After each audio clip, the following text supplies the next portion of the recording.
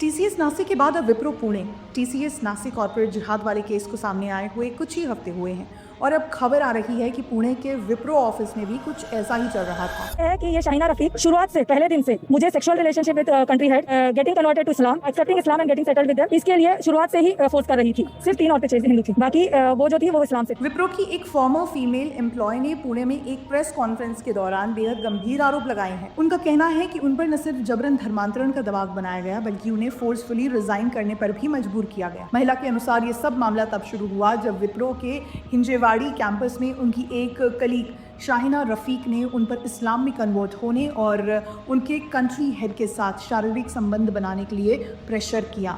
इसी के साथ उन्हें बाहर एक शेख से निकाह करने के लिए प्रेशर कर रही थी। जब हरासमेंट बर्दाश्त से बाहर हो गया तो विक्टिम ने इसके खिलाफ आवाज़ उठाने की कोशिश की। उन्होंने शाहिना रफीक के मैनेजर आतिफ को औपचारिक रूप से एक कंप्लेंट ईमेल लिखा, लेकिन यहाँ पर मामले ने एक अजीब और डेंजरस टर्न ले लिया। मैनेजमेंट ने शाहिना पर एक्शन लेने के बजाय खुद विक्टिम के खिलाफ ही एक काउंटर कंप्लेंट फाइल करवा दी। फॉर्मर एम्प्लॉय का आरोप है कि ये पूरा इंटरनल इंक्वायरी प्रोसेस एक ट्रैप था जहाँ उनके दिए गए प्रूफ्स को पूरी तरह इग्नोर किया गया। आरोप है कि टीसीएस नासिक की तरह ही यहाँ भी एक पूरा कॉरपोरेट नेक्सस काम कर रहा था। केस में एंट्री होती है HR मैनेजर जिशान अहमद की। एलिगेशंस के मुताबिक जिशान अहमद ने विक्टिम को बुरी तरह डराया और धमकाया।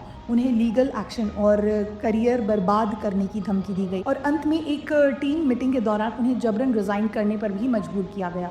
अब ये मामला लीगल नोटिस के जरिए अथॉरिटीज तक पहुंच चुका है। एडवोकेट विवेक भोसले ने विप्रो को नोटिस भेजकर 15 दिनों के अंदर विक्टिम के रीस्टेटमेंट और 50 लाख रुपयों के कंपनसेशन की मांग की है। ये पूरी कंट्रोवर्सी तब सामने आई जब हिंदू जनजागृति समिति ने पुणे में एक प्रेस कॉन्फ्रेंस ऑर्गेनाइज की। उनका साफ कहना है कि ये कोई आइसोलेटेड वर्क प्लेस डिस्प्यूट नहीं है बल्कि कॉर्पोरेट स्पेसेस में चल रहा एक गहरा पैटर्न है। टीसीएस नासिक में जैसे टीम्स के अंदर ग्रुप्स बनाकर फीमेल एम्प्लॉयज़ को टारगेट किया गया, ठीक वैसे ही पैटर्न अब विप्रो पुणे के केस में इन बड़े नामों के साथ देखने को मिल रहा है।